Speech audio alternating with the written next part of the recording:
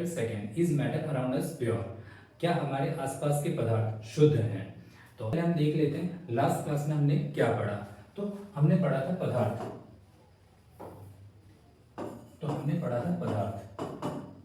और मैंने आपको बताया था पदार्थ क्या होता है। तो पदार्थ का सिंपल सा मतलब होता है कि जिसका द्रव्यमान हो और जो स्थान घेरता हो वो क्या कहलाता है? पदार्थ कहलाता है। जैसे मैं खुद, मेरा क्या है? द्रव्यमान है और मैं स्थान घेरता हूँ। वैसे ये पेन, ये क्या करता है? इसका द्रव्यमान है और स्थान घेरता है। वैसे ही हमारे आसपास जो भी वस्तुएं हैं वो क्या करती है? स्थान घेरती है, उनका द्रव्यमान होता है, वो पदार्थ है। और वैसे ही जो आज हम बात करने वाले हैं कि पदार्थ प्योर है या इम्प्योर है, शुद्ध है अथवा अशुद्ध है। प्योर और इम्प्योर की बात करेंगे, या प्योर क्या होता है और इम्प्योर क्या होता है। तो उससे पहले हम देख लेते हैं कि इस चैप्टर में हम क्या क्या कवर करने वाले। तो हम इस चैप्टर में कवर करेंगे कि प्योर सब्सटेंस क्या होते हैं, इम्प्योर सब्सटेंस क्या होते हैं, और इनको हम मतलब डिफरेंशिएट कैसे करेंगे। साथ ही हम प्योर सब्सटेंस का क्लासिफिकेशन देखेंगे और इम्प्योर सब्सटेंस का क्लासिफिकेशन देखेंगे, यानी कि अशुद्ध पदार्थों का क्या वर्गीकरण देखेंगे। ठीक है, तो ये तो हमारा एक बेसिक एजेंडा रहेगा जो इस चैप्टर में हम कवर करने वाले हैं। तो एक आम इंसान के अनुसार शुद्ध पदार्थ क्या है, और एक साइंस या फिर साइंटिस्ट के अकॉर्डिंग शुद्ध किसे कहा गया है। तो अगर हम देखें तो आम इंसान के अकॉर्डिंग अगर हम शुद्ध देखें, शुद्ध पदार्थ, शुद्ध का मीनिंग क्या होता है? मिलावट होता। मिलावट मतलब ये हमारे पास कोई ए सब्सटेंस है और इसके साथ बी को हमने क्या कर दिया? ऐड कर दिया, तो ये क्या हो गया? अशुद्ध हो गया। ये क्या हो गया? अशुद्ध हो गया। ठीक है, जैसे दूध है तो दूध में हमने क्या कर दिया? जल ऐड कर दिया या वाटर मिला दिया, तो ये क्या हो गया? अशुद्ध हो गया। ठीक है, या फिर हमने घी है, घी के साथ हमने ऑयल ऐड कर दिया, तो ये क्या हो गया? अशुद्ध हो गया। या फिर वायु है, तो वायु के साथ हमने कुछ ऐसी हार्मफुल गैसेस ऐड हो गई, तो वो क्या है? अशुद्ध है। ये तो एक आम इंसान की परिभाषा है, लेकिन एक साइंटिस्ट की परिभाषा क्या होगी उसके अकॉर्डिंग कि शुद्ध क्या है। तो उसके अकॉर्डिंग जब हम बात करते हैं तो साइंटिस्ट के अकॉर्डिंग शुद्ध का मीनिंग होता है कि उनके जो पार्टिकल्स हैं, उनकी पार्टिकल्स की जो प्रकृति होगी वो कैसी होगी? एक समान होगी। पार्टिकल्स मतलब कण, उनके कणों की प्रकृति क्या होगी? एक समान होगी, और उनमें एक प्रकार के कण उपस्थित होंगे, एक प्रकार के कण उपस्थित होंगे, तो वो क्या कहलाते हैं? शुद्ध कहलाते हैं। तो आपको समझ में आया होगा शुद्ध का मतलब क्या होता है और अशुद्ध का मतलब क्या होता है। तो अब हम साइंटिस्ट के अकॉर्डिंग एक प्रकार के कण कैसे, तो जैसे हमने ये दूध देखा, तो दूध का अगर हम कंपोजिशन देखें तो हमें समझ में आता है प्रोटीन, वसा, खनिज, जल, ये सब क्या है? एक तरह से उसके कंपोनेंट्स है, इसके घटक हैं। तो इन सब से मिलकर क्या बना है? दूध बना है। तो ये साइंस के अकॉर्डिंग सब अलग अलग प्रकृति के हैं, इनका जो रासायनिक संगठन भी अलग अलग है। तो ये क्या है? एक तरह का मिश्रण है। ये क्या है? मिश्रण है। फिर वायु, तो वायु भी क्या है? अलग अलग गैसेस का क्या है? मिक्सचर है, जैसे हाइड्रोजन, ऑक्सीजन, नाइट्रोजन, सल्फर, तो ये सारी गैसेस का क्या है? एक तरह का मिक्सचर है। तो इसकी वजह से वायु भी क्या है? मिश्रण है। तो फिर शुद्ध पदार्थ कौन है? तो शुद्ध अगर हम साइंस के अकॉर्डिंग देखें तो सोना, चांदी, लोहा,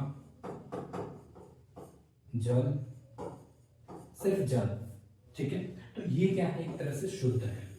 इनमें कोई और क्या नहीं होने चाहिए कि कण नहीं होने चाहिए। जल में भी क्या कि इसमें जो पार्टिकल्स हैं हाइड्रोजन और ऑक्सीजन एक निश्चित अनुपात में संयोग कर रहे हैं, तो इसकी वजह से हमने क्या कहा? ये शुद्ध है।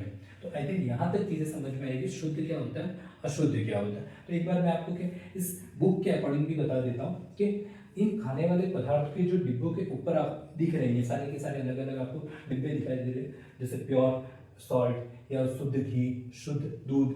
तो इन सभी खाने वाले पदार्थ के डिब्बों के ऊपर प्योर या शुद्ध शब्द लिखा होता है। एक साधारण व्यक्ति के लिए शुद्ध अर्थ का होता है कि इसमें कोई मिलावट ना हो, लेकिन वैज्ञानिकों के लिए सभी वस्तुएं क्या है? मिश्रण है, पदार्थों के मिश्रण है, अतः शुद्ध नहीं है। उदाहरण के लिए दूध, जल, वसा, प्रोटीन का मिश्रण है। जब एक वैज्ञानिक किसी पदार्थ को शुद्ध मानता है या कहता है, तो इसका मतलब होता है कि मौजूद सभी कण एक समान, उसके अंदर जो भी कण होंगे वो क्या होंगे, समान होंगे। हमने हमारे आसपास भी देखते हैं तो हमें दिखाई देता है कि जितने भी पदार्थ हैं वो दो या दो से अधिक शुद्ध पदार्थों के अवयवों से मिलकर बने, तो क्या है, वो मिक्सचर है, शुद्ध नहीं है, प्योर नहीं है। ठीक है, तो उनके कुछ एग्जाम्पल जैसे समुद्र का जल, खनिज, मिट्टी आदि सभी क्या है, मिश्रण है। तो अब हम देखते हैं मिश्रण क्या होते हैं, क्योंकि अब एक नया टर्म आया मिश्रण, मिक्सचर। मिक्सचर क्या होता है, तो मिक्सचर का मीनिंग क्या होता है कि दो या दो से अधिक या फिर एक शुद्ध पदार्थ दूसरा शुद्ध पदार्थ आपस में क्या हो जाए, एक निश्चित अनुपात में नहीं, मतलब असमान अनुपात में क्या कर ले, संयोग कर ले, तो वो क्या है, मिश्रण है। तो ये जो मिश्रण होते हैं दो प्रकार के होते हैं, एक तो होता है समांगी मिश्रण और दूसरा होता है विषमांगी। होमोजेनस और हेटेरोजेनस। ठीक है, तो मिक्सचर ए सब्सटेंस हमने लिया, बी सब्सटेंस लिया और एक हमने सॉल्यूशन बना लिया। अब एक हम ले लेते हैं, जैसे जल ले लिया और इसमें हमने शक्कर ऐड कर दी या नमक ऐड कर दिया। दूसरा जल प्लस नींबू प्लस नमक प्लस शर्करा। एक और हम एग्जांपल ले लेते हैं, मिट्टी प्लस पानी, ऑयल प्लस दूध। ये मैंने कुछ एग्जांपल आपके सामने रखे। तो अब समांगी और विषमांगी, तो अगर हम ये चार एग्जांपल देखें और इन चारों को मिलाएं तो हमें एक चीज समझ में आएगी, जल प्लस शर्करा प्लस नमक अगर मिलाया जाए तो ये कंप्लीटली आपस में क्या हो जाएंगे, डिसॉल्व हो जाएंगे, इनके कण एक समान क्या हो जाएंगे, घुल जाएंगे। हम इनको क्या नहीं कर सकते, आसानी से सेपरेट नहीं कर सकते, कर सकते हैं भौतिक विधियों के द्वारा, लेकिन के आसानी से देख नहीं सकते। वैसे जल प्लस नींबू प्लस नमक शर्करा, इनको भी हम आसानी से क्या नहीं, मतलब पूरे पूर्णतः घुलित हो जाएंगे। तो ये जो दो एग्जाम्पल है वो तो किसके, समांगी मिश्रण के, मतलब ये समान, मतलब पूरे पीरियड में क्या हो गए, घुल गए। जबकि ये दो एग्जाम्पल है मिट्टी प्लस पानी या ऑयल प्लस दूध, तो ये मिट्टी और पानी आपस में जब घुले जाएंगे तो ये पूर्णतः घुलित नहीं होगा, ये ऑयल प्लस दूध ये भी पूर्णतः घुलित नहीं होगा। तो इसको हम क्या कहेंगे, ये क्या है, विषमांगी या हेटेरोजेनस। इनके कण क्या हम देख सकते हैं, इनके पार्टिकल्स बड़े होंगे साइज में, तो इनको हम क्या कर सकते हैं, देख सकते हैं।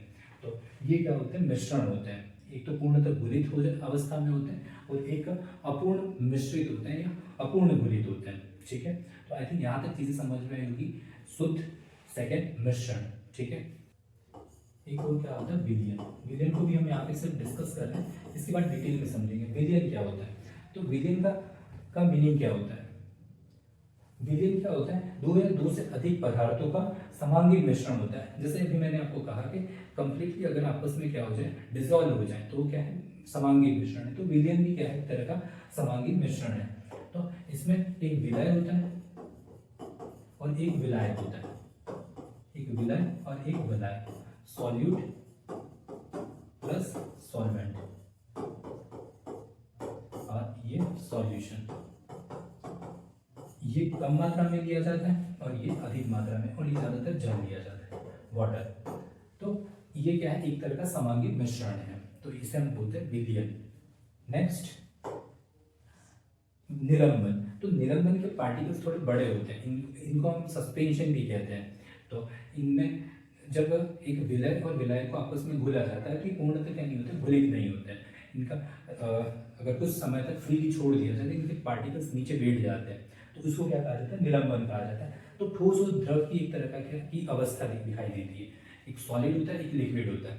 तो जो ठोस अवस्था होगी वो क्या होगी, नीचे बैठ जाएगी, और द्रव अवस्था होगी वो ऊपर रहेगी, तो इसको हम सस्पेंशन कह सकते हैं। ठीक है, या निलंबन कह सकते हैं।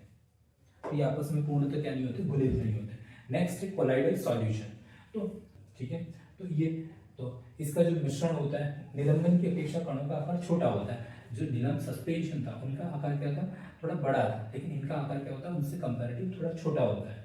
तो ये हम मिश्रण समांगी प्रतीत होता है, लेकिन वास्तविकता में विलयन विषमांगी मिश्रण है। हमें ऐसा लगता है कि घुल गया है, थोड़ा सा गाढ़ा सा बनाता है, तो लेकिन ये क्या है, एक तरह का विषमांगी मिश्रण है। ठीक है, तो कौन है, कोलाइडल सॉल्यूशन। तो इसलिए डिफरेंट डिफरेंट कोलाइडल के सामान्य उदाहरण है, तो इनको भी हम डिटेल में समझेंगे। ये सर तो इसके अलग अलग गुणधर्म है। यह एक विषमांगी मिश्रण है। कोलाइडल के कणों का आकार इतना छोटा होता है कि प्रत्यक्ष रूप से आंखों से नहीं देखे जा सकते हैं। ये इतने बड़े होते हैं कि प्रकाश की किरण को फैलाते हैं, यानी कि इनको हम ऐसे सेपरेटली देख तो नहीं सकते, लेकिन ये जैसे लाइट को इससे गुजारा जाए तो ये क्या करते हैं, स्कैटरिंग कर देते हैं, लाइट को फैला देते हैं। जब इनको शांत छोड़ दिया जाए तो ये तल पर बैठ जाते हैं, तो ये भी सस्पेंशन की तरह सारे के सारे क्या हो जाएंगे, नीचे बैठ जाएंगे। तो बात करने वाले शुद्ध पदार्थ के प्रकार। शुद्ध पदार्थ हमने देखे तो शुद्ध प्रकार दो है, शुद्ध पदार्थ या सब्सटेंस, एक ही प्रकार के कण उपस्थित हो तो वो कौन कौन थे, एक तो तत्व और सेकंड यौगिक।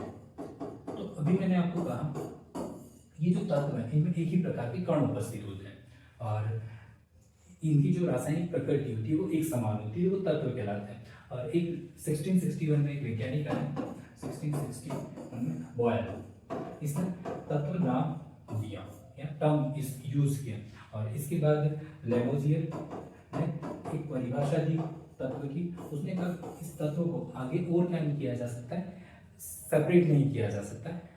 तो ये परिभाषा किसने दी, लेवोजियर ने। ठीक है, तो तत्व को हम आगे और क्लासिफाइड करें तो हम धातु, अधातु और उपधातु में क्या कर सकते हैं, बांट सकते हैं। ठीक है, धातु, अधातु और उपधातु में क्या कर सकते हैं, बांट सकते हैं। तो ये तो क्या हो गया, धातु, अधातु और उपधातु। इसके बाद यौगिक। तो यौगिक क्या होता है, दो या दो से अधिक तत्वों का एक निश्चित अनुपात में संयोग क्या कहलाता है, यौगिक कहलाता है। निश्चित अनुपात में संयोग जैसे CO2, H2, फिर NaCl। तो इनका सबका अनुपात क्या होता है, 1:2, 2:1, 1:1। तो ये क्या है, एक निश्चित अनुपात में संयोग है। तो ये सभी क्या कहलाते हैं, ये क्या है, यौगिक है, कंपाउंड है। तत्व के कुछ एग्जांपल अगर हम यहाँ पे डिस्कस करें, एक बार मैं ये सब क्लीन कर देता हूँ।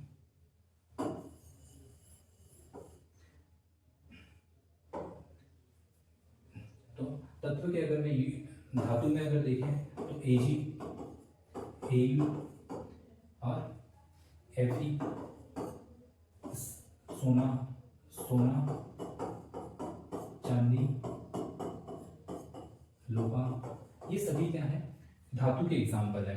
और वैसे अधातु के अगर हम एग्जाम्पल देखें तो क्लोरीन, ब्रोमीन, कार्बन, ऑक्सीजन, ये सभी एग्जाम्पल किसके हैं, अधातु के एग्जाम्पल है। और उपधातु में सिलिकॉन, जर्मेनियम और बोरॉन, ये सभी किसके हैं, उपधातु के एग्जाम्पल है। तो इस तरह से हम क्या कर सकते हैं, इनको सेपरेट कर सकते हैं। तो आई थिंक यहाँ तक आपको समझ में आएगा कि इनका वर्गीकरण कैसे किया जा सकता है। शुद्ध पदार्थ क्या होते हैं, साथ ही अशुद्ध पदार्थ और उनका क्लासिफिकेशन देखा कि शुद्ध पदार्थ, तत्व और यौगिक क्या होते हैं। ऐसे ही हमने मिश्रण के बारे में समांगी और विषमांगी मिश्रण देखे। तो अगर वीडियो पसंद आए तो वीडियो को लाइक, शेयर एंड सब्सक्राइब करें। Thank you for watching.